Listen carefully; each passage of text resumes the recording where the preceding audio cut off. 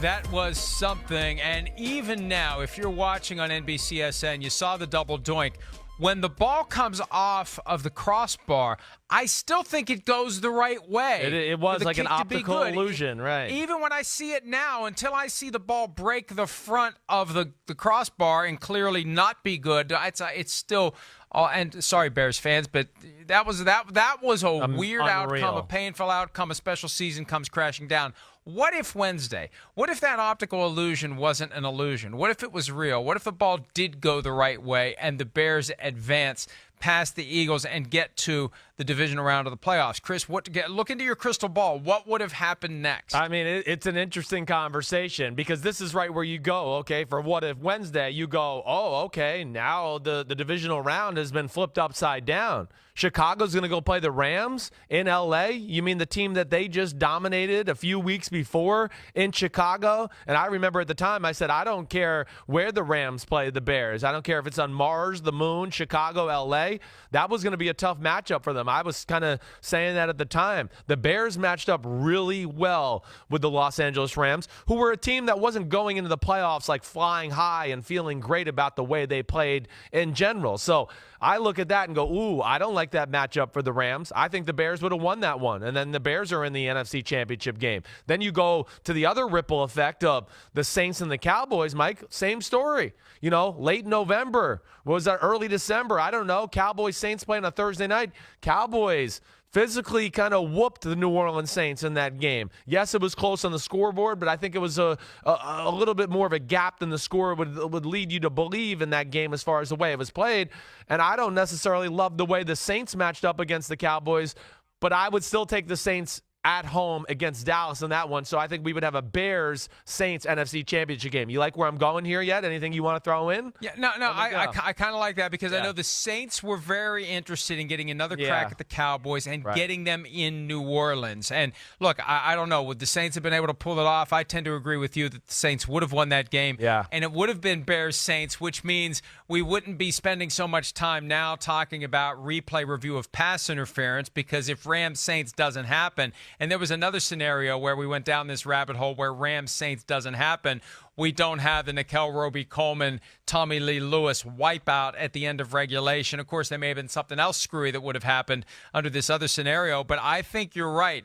Bears have a chance to beat the Rams in L.A. I'm not as confident, though, as you are, because I remember the weather seemed to be a factor the night the Bears beat the Rams. Jared Goff, the California kid, playing in the cold.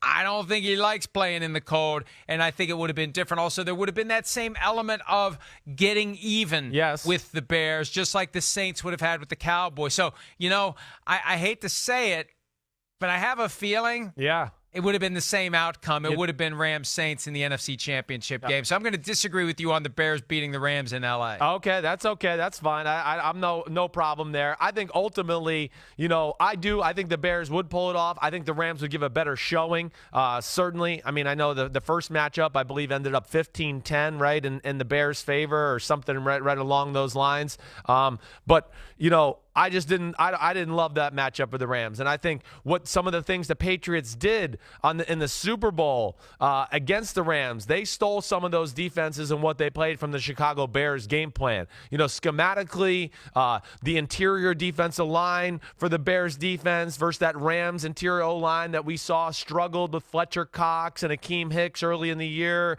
or earlier in those matchups. So that would be an issue for me. But I think ultimately what I would like to go with what if Wednesday is the Bears win that game, they go to New Orleans, and I think New Orleans can beat Chicago. I think New Orleans matched up better with Chicago than the Rams did. They win that football game, and we have a Patriots-Saints Super Bowl there to where I go, ooh, I don't know who wins that game, because I sit there, look, I have a hard time thinking that the Patriots were going to shut down the Drew Brees and Sean Payton with 2 weeks of preparation and shut them down to 3 points. So I think that could have been a great Super Bowl matchup.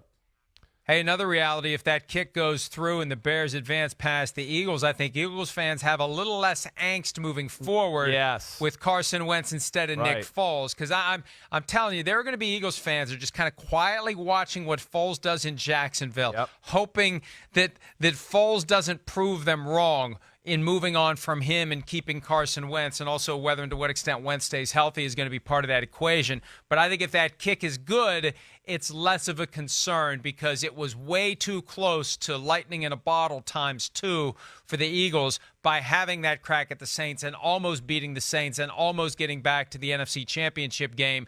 You wipe them out in the wild card round, you've got less of that ongoing anxiety for Eagles fans about Nick Foles' performance. Yeah, I agree. I wanted to mention that, but you're right. I think they're more comfortable with where they are right now. Yes, certainly if they don't win that game and it doesn't end the way it does in New Orleans that way. Other question for you. Cody Parkey, okay? Is he on the team still there? Did he still make it, or did he do enough damage to the regular season where it double doink or not, it didn't really matter? Yeah, you know what? It would have been determined by what he does with his kicks in the next game. Yeah. I mean, I don't want to punt there, no pun intended, but I think that he would have had a chance to redeem himself by making some kicks that don't hit the upright or the crossbar or both, as the case may be. So, hey, you know what? Maybe they wish they had Cody Parkey still after the revolving door of whatever it is the Bears are trying to do. Hi, I'm Mike Tirico, and thanks for watching. Make sure to hit subscribe for the latest news and highlights from NBC Sports.